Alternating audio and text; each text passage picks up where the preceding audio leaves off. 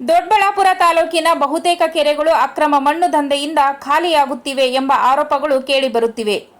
ರಾತ್ರೋರಾತ್ರಿ ಕೆರೆ ಮಣ್ಣು ಲೂಟಿ ನಡೆಯುತ್ತಿದ್ದು, ಸಾಲುಗಟ್ಟಿ ಸಂಚರಿಸುವ ಟಿಪ್ಪರ್ ಲಾರಿಗಳಿಗೆ ಯಾವುದೇ ಬ್ರೇಕ್ ಬಿದ್ದಿಲ್ಲ ಎನ್ನಲಾಗಿದೆ. ಲಕ್ಷಾಂತರ ರೂಪಾಯಿ ಸಂಬಳ ಪಡೆಯುವ ಅಧಿಕಾರಿಗಳು ತಮ್ಮ ಕರ್ತವ್ಯವನ್ನು ಮರೆತಿದ್ದಾರೆ.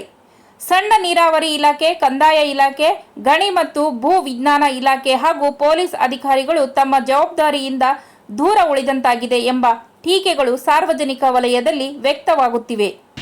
ಇದು ಜನಸಾಮಾನ್ಯರಲ್ಲಿ ಒಂದು ಪ್ರಶ್ನೆ ಏನಪ್ಪಾ ಇದೆ ಅಂತಂದರೆ, ಪೊಲೀಸ್ ಇಲಾಖೆ, ಪೊಲೀಸ್ ಅಧಿಕಾರಿಗಳು ಮತ್ತು ಕಂದಾಯ ಇಲಾಖೆ ಅಧಿಕಾರಿಗಳು ಲಕ್ಷಾಂತರ ರೂಪಾಯಿ ಸಂಬಳ ತಗೋತಾರೆ.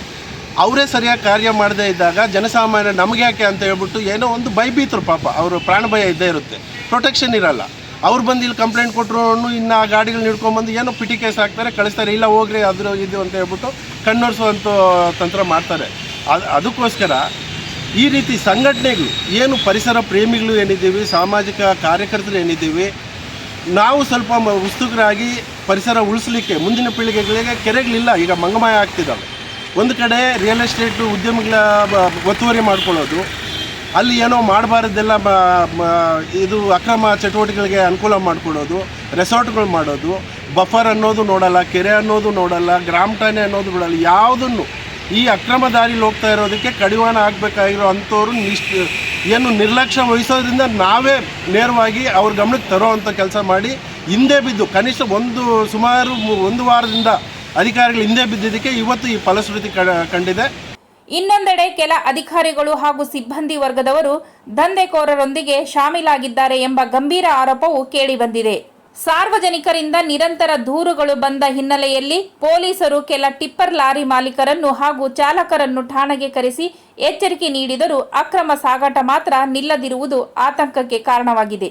ಪೊಲೀಸರ ಸೂಚನೆಗೂ ಡೋಂಟ್ ಕೇರ್ ಎನ್ನುವ ರೀತಿಯಲ್ಲಿ ದಂಧೆ ಮುಂದುವರೆದಿದೆ ಎನ್ನಲಾಗುತ್ತಿದೆ. ಈ ವಿಚಾರ ಸಾಮಾಜಿಕ ಜಾಲತಾಣಗಳಲ್ಲೂ ವ್ಯಾಪಕ ಚರ್ಚೆಗೆ ಗ್ರಾಸವಾಗಿದ್ದರೂ ಸ್ಥಳೀಯ ಜನಪ್ರತಿನಿಧಿಗಳು ಹಾಗೂ ಕ್ಷೇತ್ರದ ಶಾಸಕರು ಗಮನ ಹರಿಸದಿರುವುದು ಹಲವು ಅನುಮಾನಗಳಿಗೆ ಕಾರಣವಾಗಿದೆ. ಇದೀಗ ಜಿಲ್ಲಾಧಿಕಾರಿಗಳು, ತಾಲೂಕು ದಂಡಾಧಿಕಾರಿಗಳು, ಸಣ್ಣ ನೀರಾವರಿ ಇಲಾಖೆ ಮತ್ತು ಪೊಲೀಸ್ ಇಲಾಖೆ ಜಂಟಿಯಾಗಿ ಕಾರ್ಯಾಚರಣೆ ನಡೆಸಿ ಅಕ್ರಮ ಮಣ್ಣು ದಂಧೆ ವಿರುದ್ಧ ಕಠಿಣ ಕ್ರಮ ಕೈಗೊಳ್ಳಬೇಕು ಎಂಬ ಒತ್ತಾಯ ಸಾರ್ವಜನಿಕ ವಲಯದಿಂದ ಕೇಳಿಬರುತ್ತಿದೆ. ಒಟ್ನಲ್ಲಿ ದೊಡ್ಡಬಳ್ಳಾಪುರ ತಾಲೂಕಿನಲ್ಲಿ ನಡೆಯುತ್ತಿರುವ ಅಕ್ರಮ ಕೆರೆ ಮಣ್ಣು ದಂಧೆಗೆ ಕಡಿವಾಣ ಹಾಕಲು ಸಂಬಂಧಪಟ್ಟ ಅಧಿಕಾರಿಗಳು ಯಾವ ಕ್ರಮ ಕೈಗೊಳ್ಳುತ್ತಾರೆ ಎಂಬುದನ್ನು ಕಾದು ನೋಡಬೇಕಾಗಿದೆ. ಇತ್ತೀಚೆಗೆ ದೊಡ್ಡಬಳ್ಳಾಪುರ ತಾಲೂಕು, ಬೆಂಗಳೂರು ಗ್ರಾಮಾಂತರ ಜಿಲ್ಲೆ ದೊಡ್ಡಬಳ್ಳಾಪುರ ತಾಲೂಕಲ್ಲಿ ವ್ಯಾಪಕವಾಗಿ ನಡೀತಿದ್ದಂತಹ ಈ ಅಕ್ರಮ ಮಣ್ಣು ದಂಧೆ ಅಂದರೆ ಅಕ್ರಮವಾಗಿ ಕೆರೆಗಳಲ್ಲಿ ರಾತ್ರಿ 11-12ರಿಂದ ಬೆಳಗಿನ ಜಾವ 3-4 ಗಂಟೆವರೆಗೂ ಇದೇ ದಂಧೆಯಲ್ಲಿ ತೊಡಗಿಸ್ಕೊಂಡಿರೋದಂಥ ಸುಮಾರು ಒಂದು 80ರಿಂದ 100 ಟಿಪ್ಪರ್ ಲಾರಿಗಳು.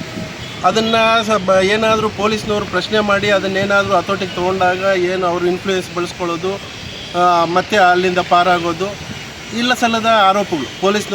ಪೊಲೀಸ್ನವ್ರಿಗೆ ನಾವು ದುಡ್ಡು ಕೊಟ್ಟು ನಾವು ಬಿಡಿಸ್ಕೊಂಡ್ವಿ ಇನ್ನೊಂದು ಮತ್ತೊಂದು ಅಂತ ಹೇಳ್ಬಿಟ್ಟು ಬೇರೆ ಬೇರೆ ಪುಡಿ ರಾಜಕಾರಣಿಗಳಿಂದ ಇನ್ಫ್ಲೂಯೆನ್ಸ್ ಮಾಡ್ಕೊಳ್ಳೋದು, ಫೋನ್ಗಳು ಮಾಡಿಸೋದು, ಪೊಲೀಸ್ನವ್ರಿಗೂ ತೊಂದರೆ ಕೊಡೋದು.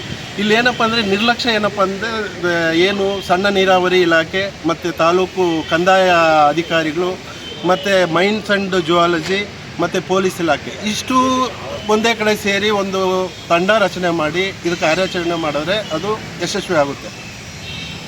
ಅದನ್ನು ಬಿಟ್ಟು ಈ ಪೊಲೀಸ್ನವರೇ ಹಿಡ್ಕೊಂಡ್ಬಂದಾಗ ಅವ್ರು ಏನು ಒಂದು ಪಿಟಿ ಕೇಸೋ ಇಲ್ಲ ಓವರ್ ಸ್ಪೀಡೋ ಇನ್ನೊಂದು ಓವರ್ಲೋಡೋ ಅಂತ ಮಾತ್ರ ಆಗಬೇಕಾಗುತ್ತೆ. ಯಾಕಂದರೆ ಕಂಪ್ಲೇಂಟರ್ಸ್ ಇಲ್ಲ.